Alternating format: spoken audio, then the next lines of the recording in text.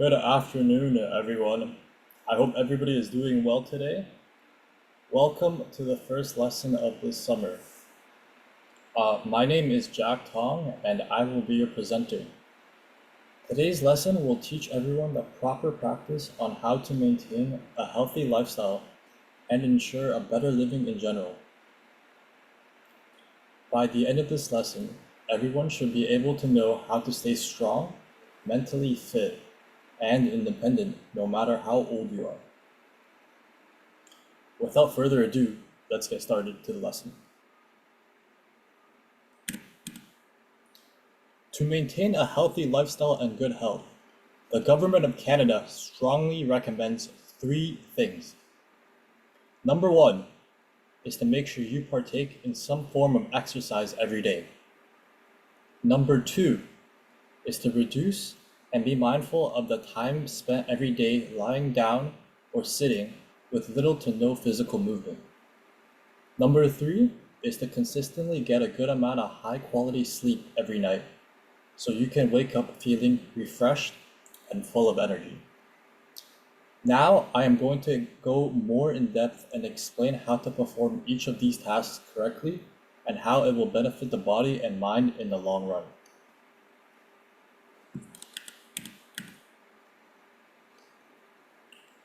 Starting with number 1, daily exercise and movement.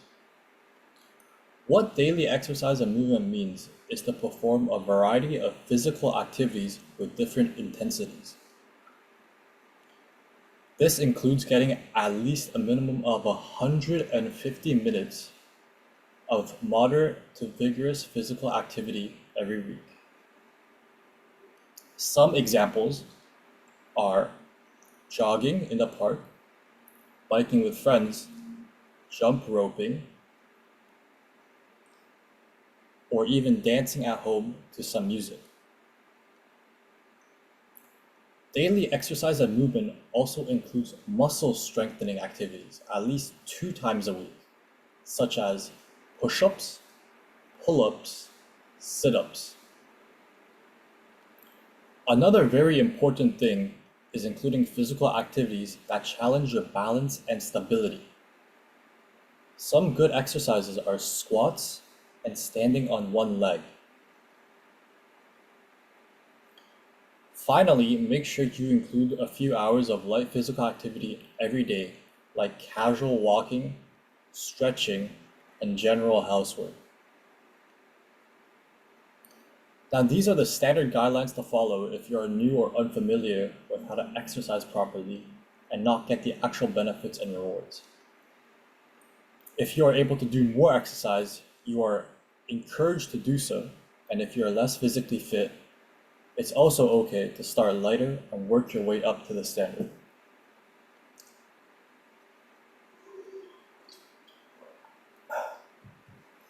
Speaking of the benefits and rewards of daily movement, you might be curious about what they actually are and how they positively affect your health and well-being. Well, for starters, by ensuring that you are getting the recommended amount of exercise every day, you can improve your cardiovascular health and strengthen your heart, therefore drastically decreasing your risk of heart diseases and strokes, which is one of the primary risks for people over the age of 60. Another extremely useful benefit from getting exercise every day is decreasing your chances of everyday injuries like trips and falls.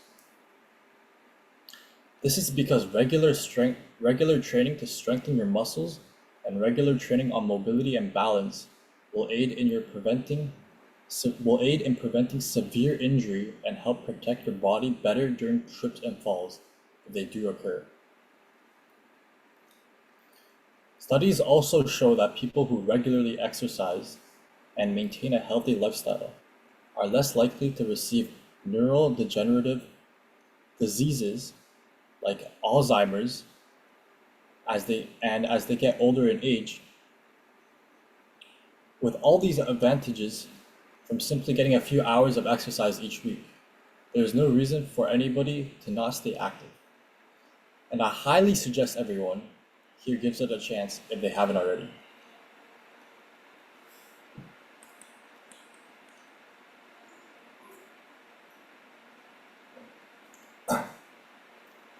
The next recommendation from the Government of Canada is to limit the amount of time spent sitting down or lying down with little to no physical activity.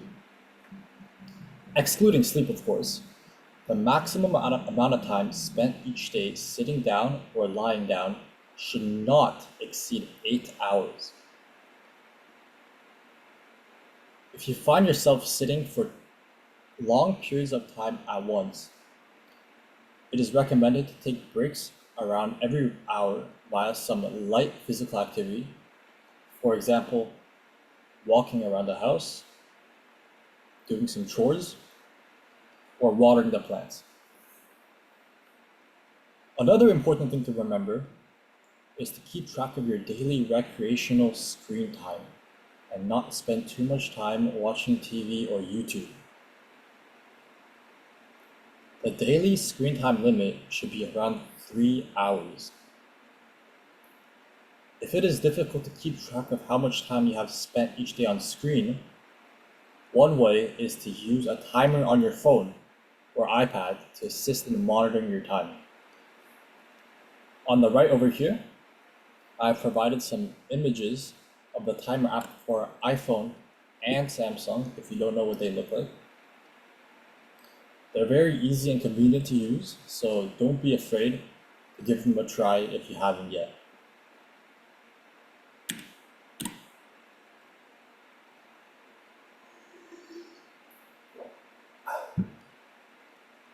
Some healthy alternatives to replace screen time can include reading books or newspapers, pursuing hobbies like playing an instrument or gardening, meeting with friends, and my personal favorite, solving puzzles like Sudoku and Jigsaw. All of these options are great as a replacement to spending all day sitting still and staring at the screen. Try to include at least one of these options in your daily routine to guarantee a healthy mind and body.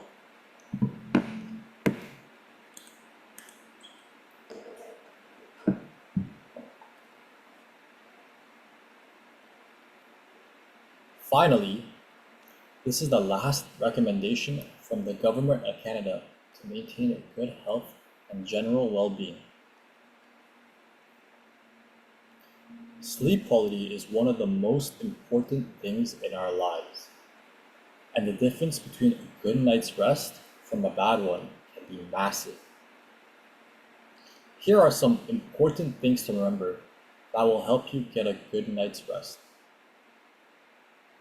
Firstly, the best amount of sleep you should get each night should be between 7 to 8 hours. This allows your body to properly recover so you won't feel lazy during the next day. In addition, it's extremely important to be consistent with the times that you go to sleep and the times you wake up. The best time to go to bed for adults above the age of 60 is from 10 p.m. to 11 p.m.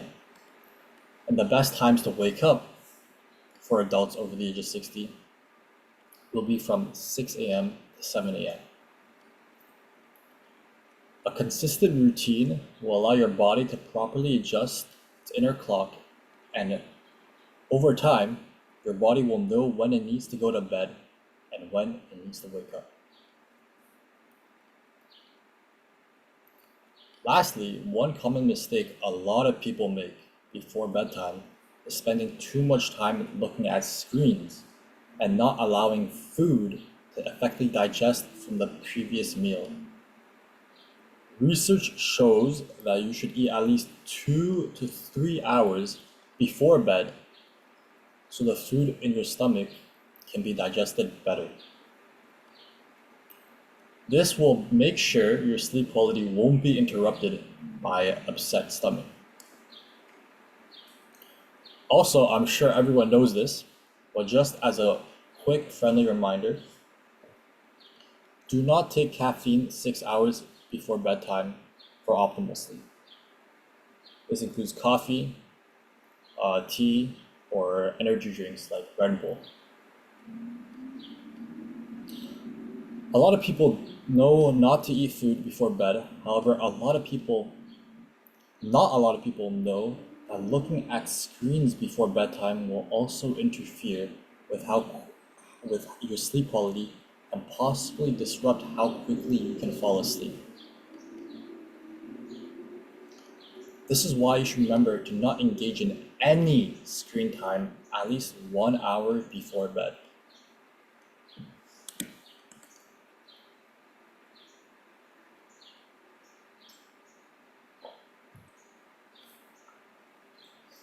If falling asleep is a struggle for you,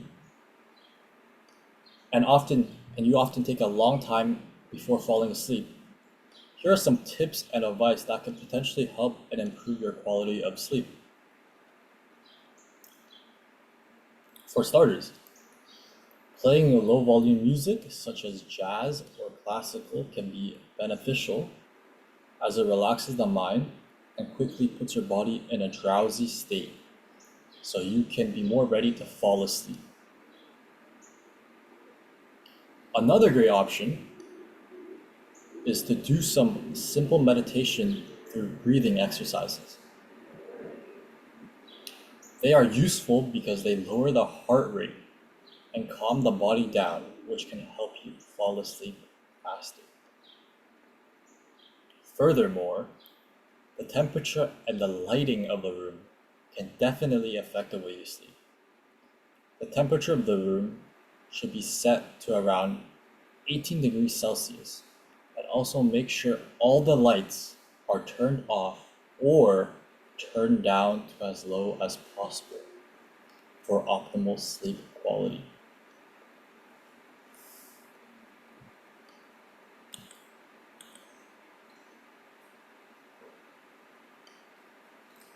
Before I wrap things up, here are some additional key guidelines to follow for a healthy and vigorous future that you can be proud of.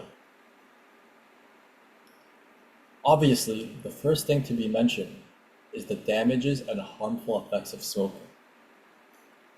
The health risks that come from smoking are serious and oftentimes life-threatening if not taken seriously.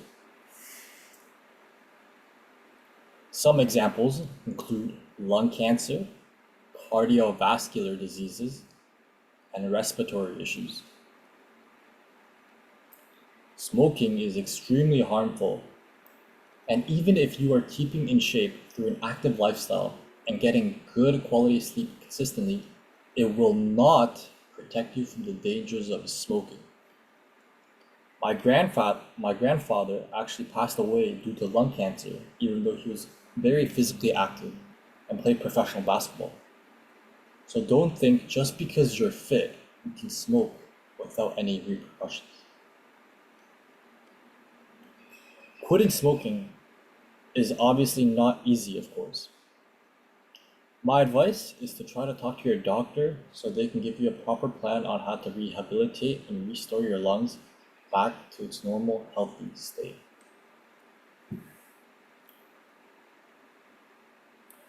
Let's talk about diet next.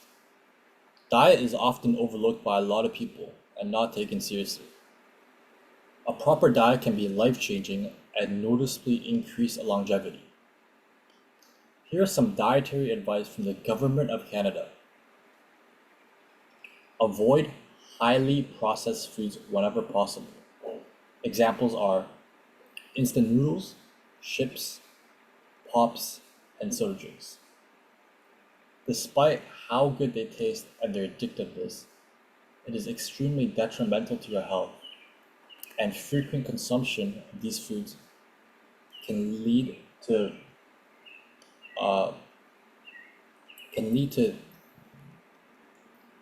health degradation in the future. So instead of eating highly processed foods, try to always include fresh fruits and vegetables in every meal if possible.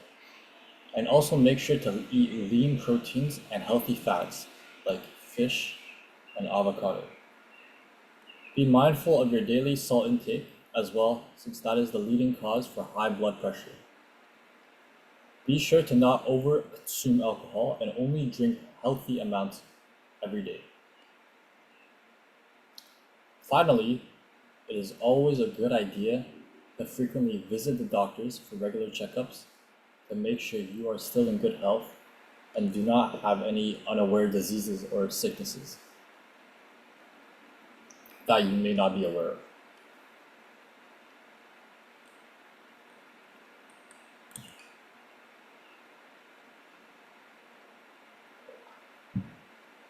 To conclude this presentation, I will give a quick summary of all the key points to remember and how they benefit your health and well-being towards the future. There are three main takeaways from this lesson. The first is to get daily exercise, and this could be a slow walk or a gym session. The important thing is doing it every day, actually doing it every day and getting active. The second main point is to not sit down for too long at once.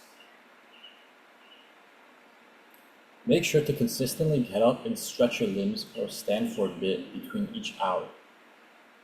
And the third main point is to ensure that you have quality sleep that is consistent every day, so you will always wake up refreshed the next day. If all of this is done, the chances of getting diseases and illnesses like cancer, stroke, dementia can be drastically reduced. You will also notice an increase in your fitness, bone strength, mobility, cognitive function, and general happiness. With all these benefits, there's no reason to not follow these guidelines and work towards a brighter and better future. If there are any questions, now is the time to ask them, and I will be glad to answer to the best of my abilities. If not, I hope you find these recommendations helpful, and I encourage you to incorporate them into your daily lives. Thank you everyone for your attention, and let's make this summer a healthy and active one. Thank you very much.